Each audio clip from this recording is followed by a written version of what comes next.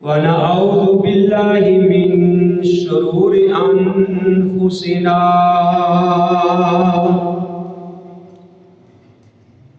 ومن سيئات أعمالنا من يهده الله فلا مضل له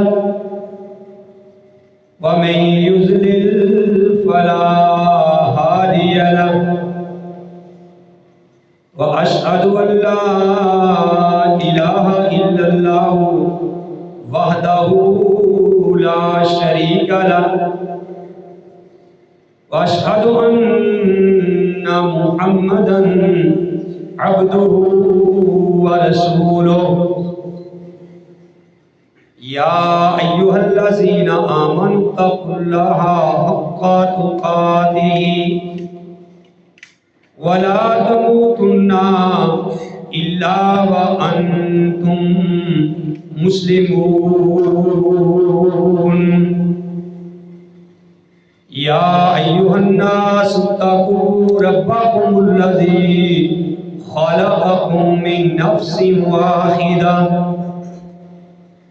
وخلق منها زوجها وبث منهما رجالا كثيرا ونساء واتقوا الله الذي تساءلون به والأرحام إن الله كان عليكم رقيبا يا أيها الذين آمنوا اتقوا الله وقولوا قولا سديدا يصلح لكم أعمالكم ويغفر لكم ذنوبكم ومن يطع الله ورسوله فقد فاز فوزا عظيما أما بعد فإن خير الحديث كتاب الله وخير الهدي هدي محمد صلى الله عليه وآله وسلم وشر الأمور محدثاتها وكل محدثة بدعة وكل بدعة ضلالة وكل ضلالة في النار. أعوذ بالله السميع العليم من الشيطان الرجيم. بسم الله الرحمن الرحيم. قال الله تبارك وتعالى في سورة البقرة فاذكروني أذكركم واشکروا لی ولا تکفرون. فرمایا اللہ احکم الحاکمین نے پس تم مجھے یاد کرو، تم مجھے یاد رکھو، میں تمہیں یاد رکھوں گا، اور تم میرا شکریہ ادا کرو، میرا شکر ادا کرو اور ناشکری مت کرو. وقال النبی صلی اللہ علیہ وآلہ وسلم، فرمایا نبی کریم صلی اللہ علیہ وآلہ وسلم نے، حق المسلم علی المسلم خمس، مسلمان کے اوپر 5 حقوق ہیں.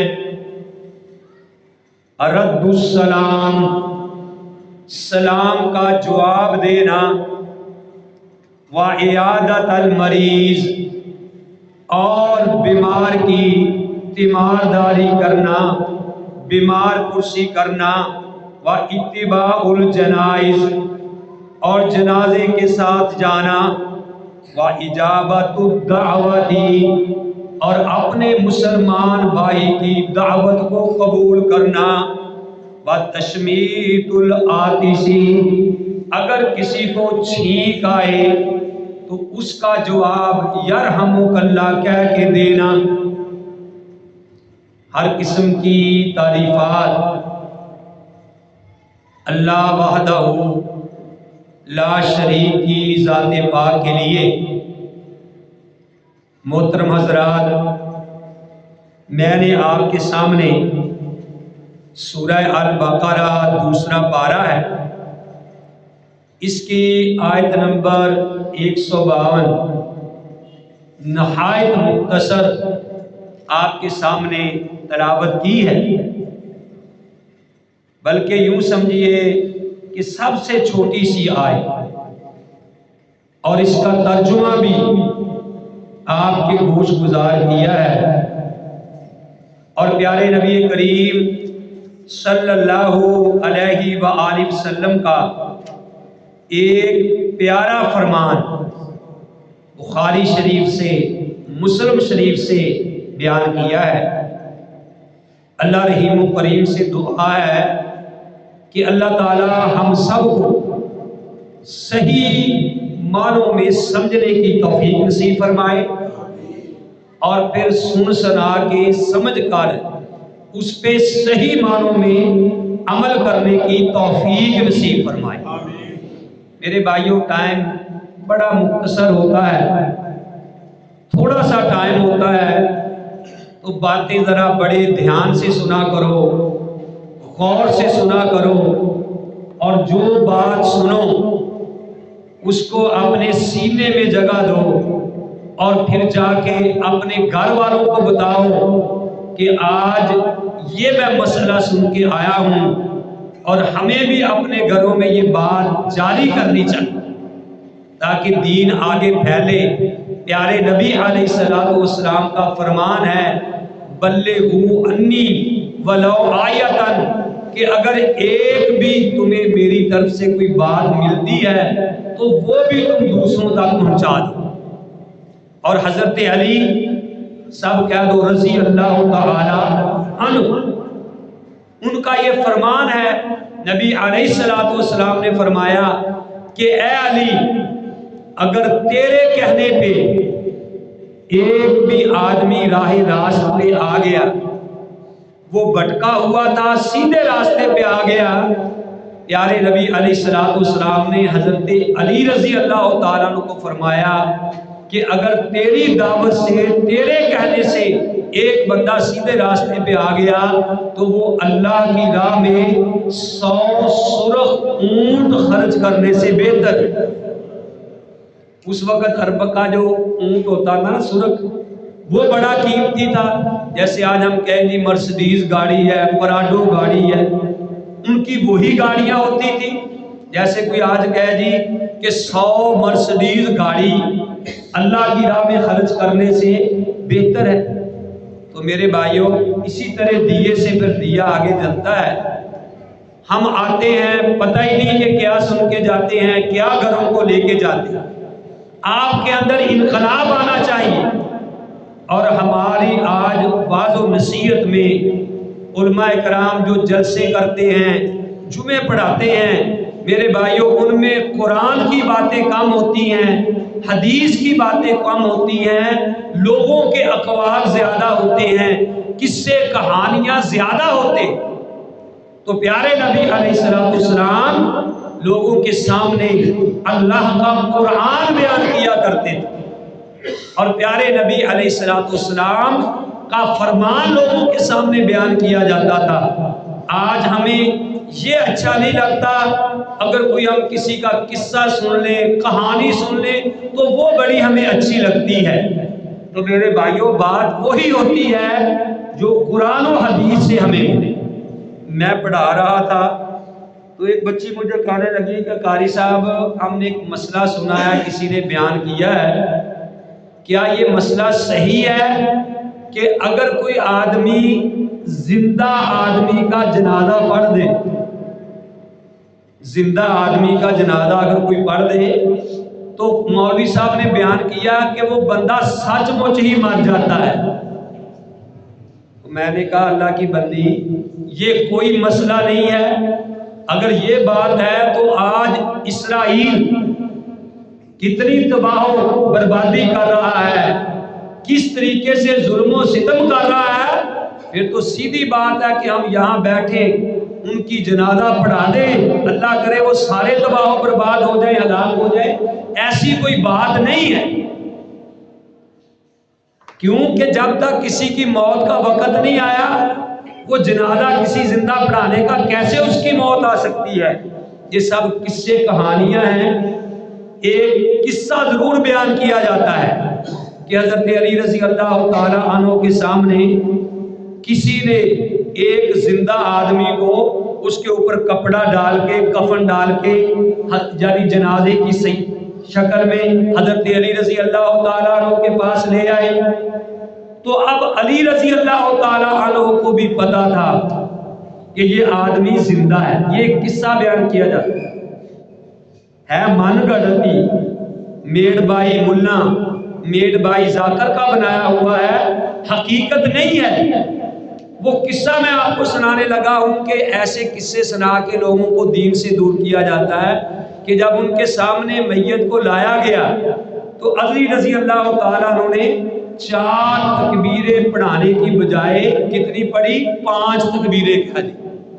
نماز جنازہ میں 4 تکبیریں ہوتی ہیں نا، علی رضی اللہ تعالیٰ عنہ نے 5 تکبیریں کہی۔ تو کسی نے کہا کہ اے علی کہ 4 تکبیریں نماز جنازہ کی ہے، آپ نے 5 پڑھی ہیں۔ اس نے کہا جی بات یہ ہے کہ اللہ کا مارا ہوا تو قیامت والے دن اٹھ کے کھڑا ہو جائے گا، اور علی کا مارا ہوا قیامت والے دن اٹھ کے کھڑا نہیں ہوگا۔ یہ قصہ ہے، کہانی ہے، من گڑت خام خواہ علی رضی اللہ تعالیٰ عنہ کی طرف منسوب کیا گیا ہے۔ تو بھائیوں بہرحال یہ بات ضمن آئی، میں یہ کہنا چاہتا ہوں کہ اللہ کا قرآن شوق سے سنا کرو، پیارے نبی علیہ السلام کا فرمان شوق سے سنا کرو۔ میں آج آپ کے سامنے پیارے نبی کا ایک فرمان پیش کیا ہے، اللہ کے قرآن سے ایک آیت تلاوت کی ہے کہ اللہ نے قرآن میں فرمایا فَاذْكُرُونِی أَذْكُرْکُم، تم مجھے یاد کرو میں آپ کو یاد کروں۔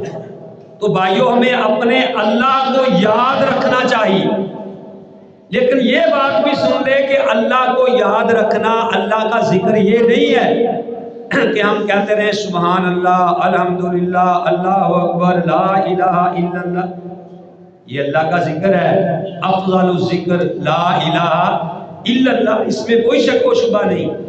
لیکن اللہ کا یہ بھی ذکر ہے، اللہ کی یہ بھی یاد ہے کہ جس وقت ہم کوئی چیز کسی گاہ کو تول کے دیں تو اس میں ڈنڈی نہ مارے، اللہ کو یاد رکھے، یہ اللہ کا ذکر ہے، یہ اللہ کی یاد ہے۔ زبان سے کہیں جی الحمدللہ لا الہ الا اللہ، اور جناب کلو کی بجائے 3 پا ہم دے دیں، ٹھیک ہے نا؟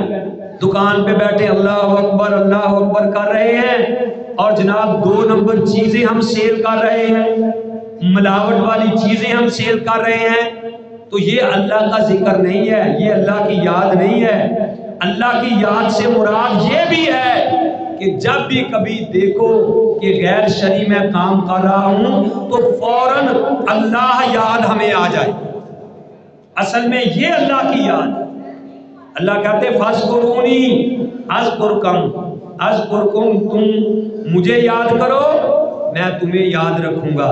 بھائیو آپ کو پتا ہے کہ فیس بک آپ استعمال کرتے ہیں، واٹس ایپ استعمال کرتے ہیں، جس کے ساتھ دوستی ہوتی ہے، پیار محبت ہوتا ہے، جس سے رابطہ رہتا ہے تو اس کا نمبر اوپر رہتا ہے، اور جس سے آپ رابطہ نہ رکھنا چاہیں تو اس کا نمبر نیچے چلا جاتا ہے۔ اگر آپ کو ضرورت پڑے تو آپ کو ڈھونڈنے کے لیے دیر لگتی ہے، وہ تلاش کرنا پڑتا ہے، ڈھونڈنا پڑتا ہے، کیونکہ آپ کا ان کے ساتھ رابطہ نہیں ہے۔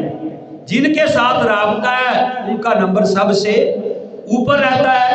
تو اسی طرح میرے بھائیوں، اگر آپ اللہ کو یاد رکھیں گے، اللہ کا ذکر کثرت کے ساتھ کریں گے، تو اللہ کے ہاں بھی، اللہ کی فہرست میں بھی آپ کا نمبر سب سے اوپر ہو۔ پیارے نبی علیہ السلام جب واش روم میں جاتے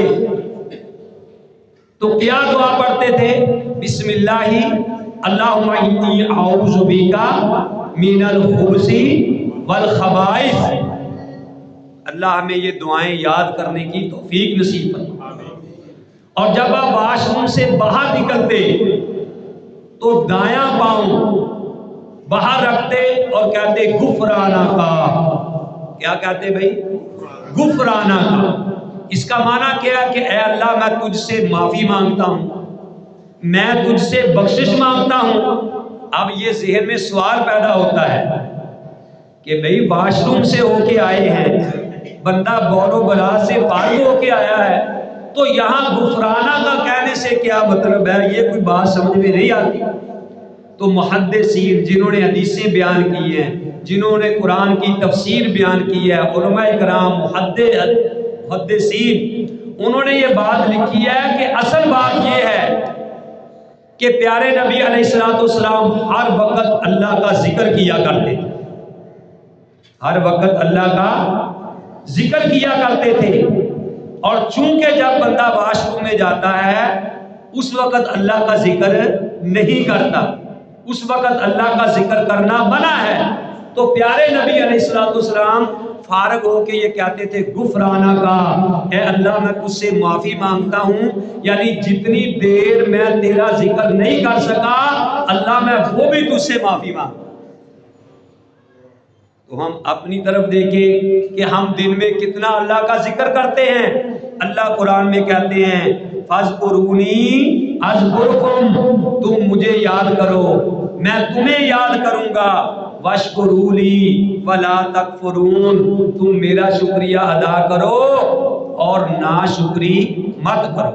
میرے بھائیوں میں آپ کو بتانا چاہتا ہوں کہ 4 چیزیں آپ کبھی نہ چھوڑیں۔ اگر آپ دنیا اور آخرت کی بھلائی چاہتے ہیں تو 4 چیزیں آپ نے نہیں چھوڑنی، آج لکھ کے لے کے جانا ہے۔ پہلی چیز کیا ہے کہ اللہ تعالیٰ کا ذکر کرنا، یہ نہ چھوڑیے۔ بازار میں جا رہے ہیں، اپنے کام میں لگے ہوئے ہیں، تو آپ کیا کریں؟ اللہ کا ذکر کریں، سبحان اللہ، الحمدللہ، اللہ کا ذکر کرنا نہ چھوڑیں، ورنہ آپ اللہ کی یاد سے محروم ہو جائیں گے۔ اللہ آپ کو بلا دے گا۔ اگر آپ اللہ سے اپنا تعلق قائم رکھنا چاہتے ہو تو پھر اللہ کا ذکر جاری رکھو۔ دوسری بات میرے بھائیوں کیا ہے؟ شکر کرنا نہ چھوڑیے، اللہ کا شکر کرو، جس حال میں بھی ہو کہو الحمدللہ الحمدللہ، ورنہ نعمتوں میں اضافے سے تم محروم ہو جاؤ گے،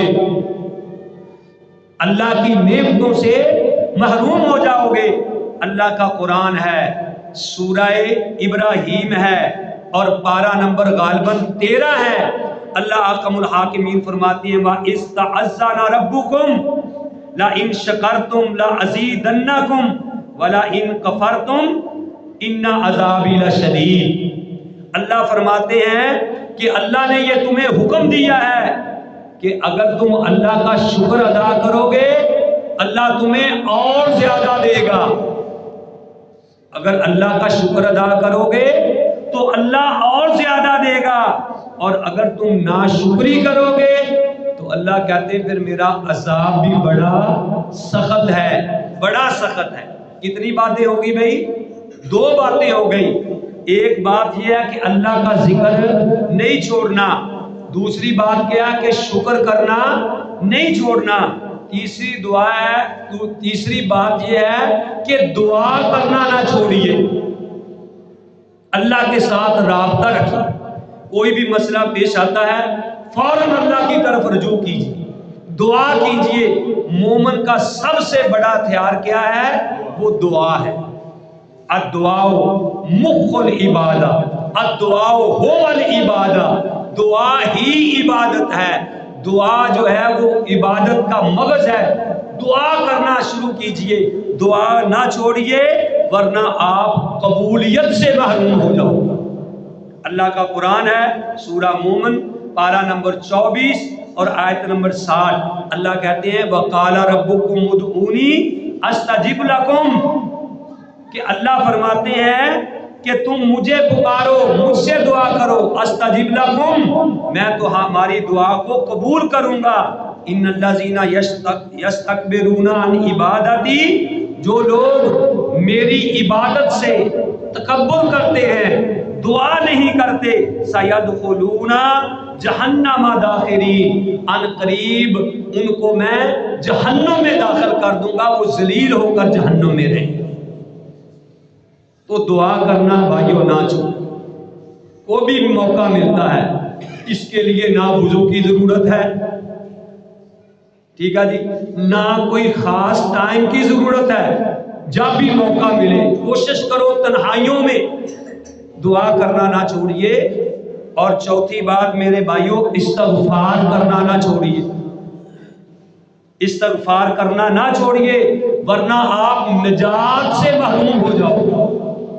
نجات پہ مشکل ہے اگر آپ نے استغفار کرنا چھوڑ دیا۔ اللہ کا قرآن سورہ انفال پارہ نمبر 9 آیت نمبر 3، اللہ کہتے ہیں وَمَا كَانَ اللَّهُ لِيُعَذِّبَهُمْ وَأَنْتَ فِيهِمْ وَمَا كَانَ اللَّهُ مُعَذِّبَهُمْ وَهُمْ يَسْتَكْبِرُونَ، اللہ تمہیں عذاب دے کے کیا کرے گا اگر تم اللہ سے استغفار کرتے رہو۔ ابو جہل اینڈ کمپنی نبی علیہ السلام کو کہتے تھے کہ جاؤ اپنے رب کو کہو اگر تو سچا ہے تو ہمارے اوپر پتھروں کی بارش نازل کرے۔ تو اللہ نے کہا کہ وَمَا كَانَ اللَّهُ لِيُعَذِّبَهُمْ وَأَنْتَ فِيهِمْ، اے نبی تو ان کے اندر موجود ہے، اس لیے اللہ تعالیٰ تیری وجہ سے ان کو بھی عذاب نہیں دے۔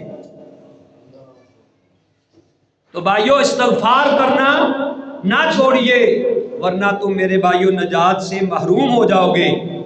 اور پھر آگے سیدنا عبداللہ ابن عباس رضی اللہ تعالیٰ عنہ کہتے ہیں، عبداللہ بن عباس، عباس کون تھے؟ پیارے نبی علیہ السلام کے چچا، دیکھو میری طرف دیکھو، پیارے نبی علیہ السلام کے چچا تھے عباس، ان کے بیٹے تھے عبداللہ، نبی کے کیا لگے؟ کزن کہہ دیے، چاچا زاد، ٹھیک ہے نا جی، چاچا زاد بھائی۔ وہ فرماتے ہیں کہ پیارے نبی علیہ السلام نے فرمایا کہ دو نعمتوں کے بارے میں اکثر لوگ غفلت کا شکار ہیں۔ وہ کیا ہے دو نعمتیں؟ ایک صحت ہے اور دوسری فراغت ہے، کہ صحت کا ہونا یہ بھی بندے کے اوپر اللہ کا بہت بڑا احسان ہے۔ پیارے نبی علیہ السلام کے دنیا سے چلے جانے کے بعد ایک بار ابو بکر رضی اللہ تعالیٰ عنہ ممبر پہ بیٹھے، خطبہ دیا، حمد و ثنا پڑھی، حمد و ثنا کے بعد فرمایا کہ پیارے نبی علیہ السلام نے فرمایا کہ ایمان کے بعد، یہ بات کہہ کے رونے لگے، اتنا روئے کہ بات ہی نہ ہو سکے، رو رو کے داڑھی بھیگ گئی، بات نہ ہو سکے، بڑی مشکل کے سمجھ سے کہنے لگے کہ پیارے نبی علیہ السلام نے فرمایا کہ ایمان کے بعد اگر کوئی سب سے افضل چیز ہے تو وہ صحت ہے، تندرستی ہے۔ تو فرمایا کہ اس کے بارے میں لوگ بڑے غفلت میں ہیں۔ اور دوسری کیا؟ فراغت۔ نبی علیہ السلام کا ایک فرمان سنیے بڑا ہی پیارا، پیارے نبی علیہ السلام نے فرمایا لوگوں 5 چیزوں سے پہلے غنیمت جانو۔ بابا جی 5 چیزوں سے پہلے غنیمت جانو۔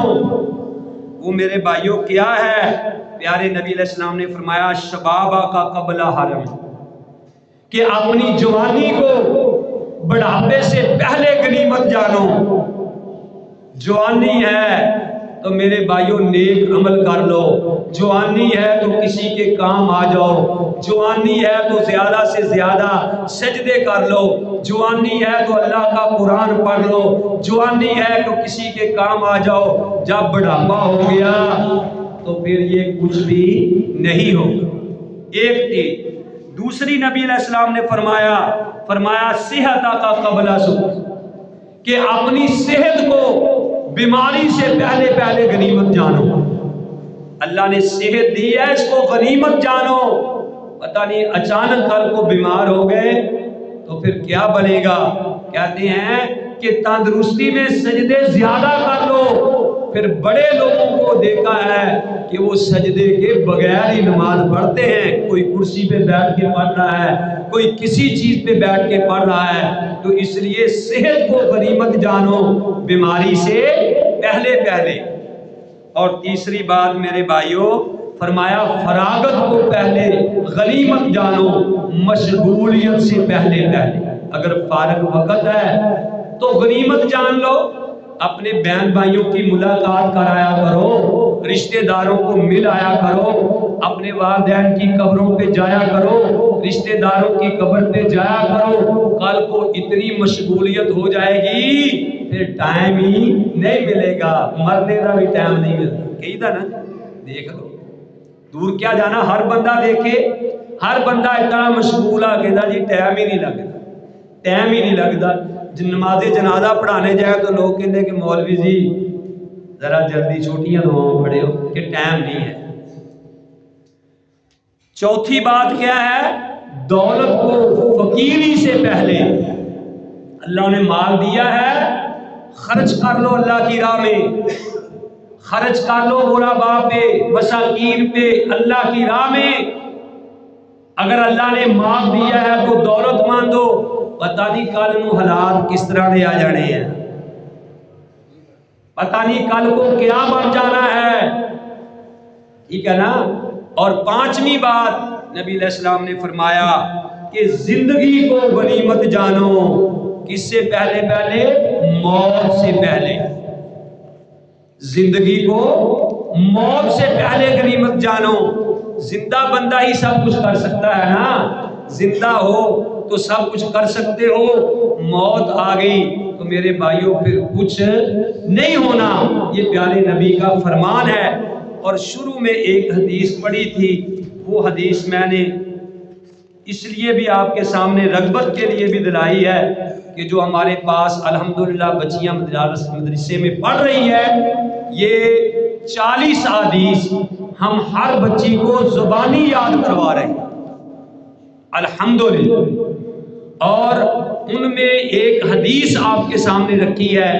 میں 2-3 منٹ میں ختم کرنے کی کوشش کرتا ہوں کہ نبی علیہ السلام نے فرمایا کہ مسلمان کے اوپر 5 حق ہیں.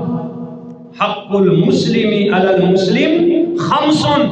مسلمان کے اوپر 5 حق ہیں. وہ پہلا کیا؟ رد السلام، سلام کا جواب دینا.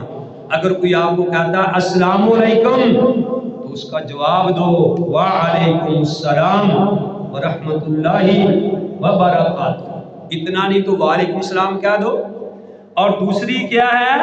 آپ نے فرمایا کہ مریض کی تیمارداری کرنی.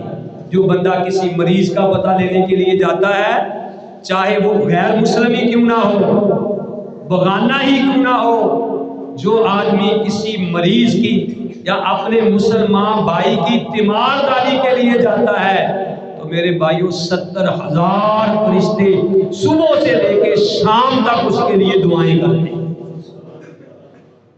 ہمارے پاس ٹائم نہیں ہے کسی کا پتہ لینے.